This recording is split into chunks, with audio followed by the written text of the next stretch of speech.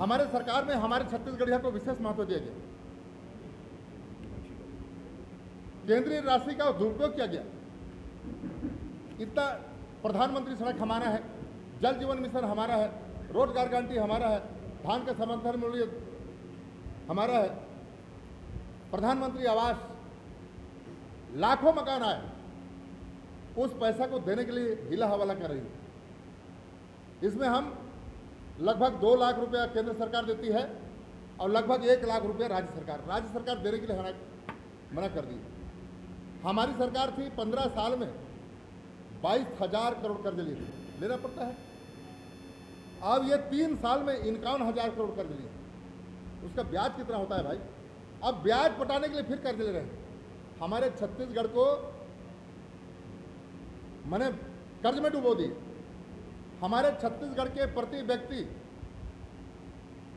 मैं समझता हूं कि कम से कम 50,000 रुपया प्रति व्यक्ति पटाएंगे तो भी कर्ज पटाने वाला नहीं है। फिर कर्ज लेते जा रहे हैं। ये पैसा कहाँ जा रहा है? वो कर्ज लिया, वो पैसा कहाँ गया? इसके बारे में हिसाब होना चाहिए। ये कहाँ जाता है भाई? हमारी जनता हिसाब करे। इनकी 36 घोषणा पत्र में एक भी घोषणा पत्र का पालन किया क्या? जितने भी संविदा कर्मचारी हैं इनको परमानेंट करने का उनका है। पूरे कर्ज किसानों का माफ करेंगे बोले, 2 साल का बोनस देंगे बोले, छत्तीसगढ़ को शराब मुक्त बनाएंगे बोले, शहरी क्षेत्र में संपत्ति कर हाफ करेंगे, महिला समूह का कर्ज माफ करेंगे, हमारे कर्मचारियों को 4 स्तरीय वेतनमान देंगे। लेकिन आज जब हमारी सरकार थी डॉक्टर रमन सिंह, हमारे कर्मचारी, मैं भी कर्मचारी संगठन से रहा, प्रदेश महामंत्री रहा, जनजाति मोर्चे में रहा, हम लोग भी हड़ताल करते थे। तय हुआ कि जब कांग्रेस माने केंद्र सरकार जब डीए बढ़ाएगी तो तुरंत हम भी बढ़ाएंगे राज्य सरकार, और हमारे डॉक्टर साहब देते थे। आज 17% डीए राज्य सरकार दे रही है और केंद्र कितना दे रहा है? 34%। आसमान का अंतर हुआ कि नहीं? शोषण किसका हो रहा है? आज धान खरीदने में कितना पैसा नहीं हमारा रकबा खत्म कर दिए हो रहा। महिलाएं के सशक्तिकरण को लेके हमारे यहाँ प्रधानमंत्री जी ने बहुत काम किए हैं। जितनी कौशल योजनाएं हैं, जहाँ से गरीब तबके की जो भी है, जो नहीं पढ़ पाते हैं, उनको 3 महीने की ट्रेनिंग होके वो वापस उनको वहीं से रिप्लेसमेंट होता है और नौकरी प्राप्त होती है। 4-5 हज़ार को लेके ये एक बहुत बड़ी उपलब्धि है। और एक तरफ जनधन योजना, उज्ज्वला योजना और बैंक से लोन लेके महिलाएं बहुत आगे बढ़ गई और हर क्षेत्र में आगे बढ़ी है। आपको लोगों को भी पता होगा कि अभी सेना में भी एक महिला पायलट है और अब अधिकारी भी बन रही है महिलाएं सेना में।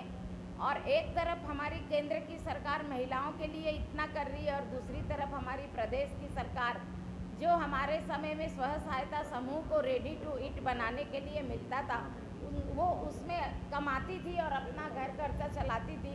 लेकिन आज प्रदेश की सरकार ने वो भी महिलाओं से छीन के अपने किसी ग्रुप को दे दिया है।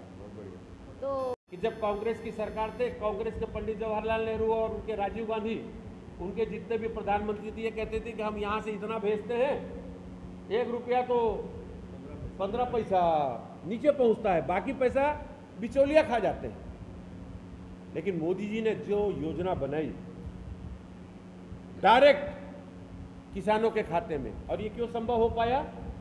क्योंकि उन्होंने हर गरीब परिवार का मान सम्मान बढ़े, सरकार की योजनाओं का लाभ, सब्सिडी की योजना पैसा उनके खाते में डायरेक्ट पहुंचे, इसके लिए प्रत्येक परिवार में खाता खुलवाने का काम किया। नहीं तो पहले तो खाता बैंकों में कुछ ही लोगों का होता था। और हम सभी जानते हैं जनधन खाता के माध्यम से पूरे देश में करोड़ों हमारे गरीब परिवार के खाता खोले गए। जब ये खाता खोलने की योजना चल रही थी तब इतना किसी ने सोचा नहीं था। लेकिन आज जब उनका ये किसान सम्मान निधि का लगातार 11वां किस्त है, 11वां किस्त, और ये सब बिना मांगे हो रहा है। तो एक किसान को क्या चाहिए? आज छत्तीसगढ़ में आप स्थिति देखिए, किसानों को न्याय योजना के अंतर्गत लाभ देने की बात करने वाली ये कांग्रेस की सरकार सबसे पहले तो 2500 का घोषणा करने के बाद सरकार में आते ही सबसे पहले पूरे छत्तीसगढ़ के किसानों का रकबा घटा दिया ताकि धान कम खरीदना पड़े, भुगतान कम करना पड़े। और वहीं पे मोदी जी को देखिए आप, बिना बोले किसानों को उनके सम्मान निधि। अभी वर्तमान में हमने एक बड़ा आंदोलन भी किया था किसान की समस्याओं को लेकर। जिस तरीके से गोबर खरीदी का एक बड़ा, आप योजना देखिए, आप गोठान की योजना देख लीजिए सरकार की, राज्य सरकार की। गोबर खरीदी के नाम पर युवाओं को रोजगार देने के नाम का वादा करके युवाओं को, बेरोजगार युवाओं को 2500 रुपए प्रतिवर्ष उनको भत्ता देने के नाम पर जब ये उनका सारा वोट लेकर ये सरकार यहां पर काबिज हो गई तो सबसे पहले छलने का काम युवाओं को किया। किसी भी एक युवा को की आय दुगनी हुई है। 2014 में 79,000 रुपए सालाना प्रति व्यक्ति की आय, वर्तमान में 2022 में अब 1.5 लाख रुपए हो गया है। विदेशी मुद्रा भंडार में लगभग दोगुना हुआ है। 2014 में 300 अरब डॉलर और अब लगभग 600 अरब डॉलर का विदेशी मुद्रा भंडार हमारे देश में है। आजादी के 70 वर्ष में देश में केवल 6,37,000 प्राइमरी स्कूल बने, जबकि मोदी जी की सरकार में केवल 8 वर्षों में और 6,53,00,000 प्राइमरी स्कूल बने। ये आप अंतर आसानी से समझ सकते हैं कि शिक्षा को लेकर मोदी जी का विजन, मोदी जी की सोच क्या है। विगत 8 वर्षों में हमारे देश में 15 एम्स का निर्माण हुआ, जबकि आजादी से 2014 तक, मैंने पहले बताया कि ज्यादातर समय, लगभग समय कांग्रेस की केंद्र में सरकार और राज्यों में सरकार हुआ करती थी। 2014 तक केवल 7 एम्स हुआ करते थे,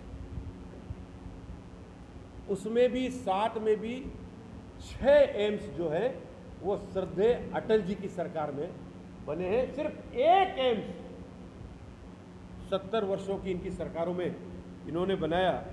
चिकित्सा की और इनकी जो चिंता है कांग्रेस की सरकार की वो दिखती है और इनका जो संकल्प है मोदी जी का वह दिखता है।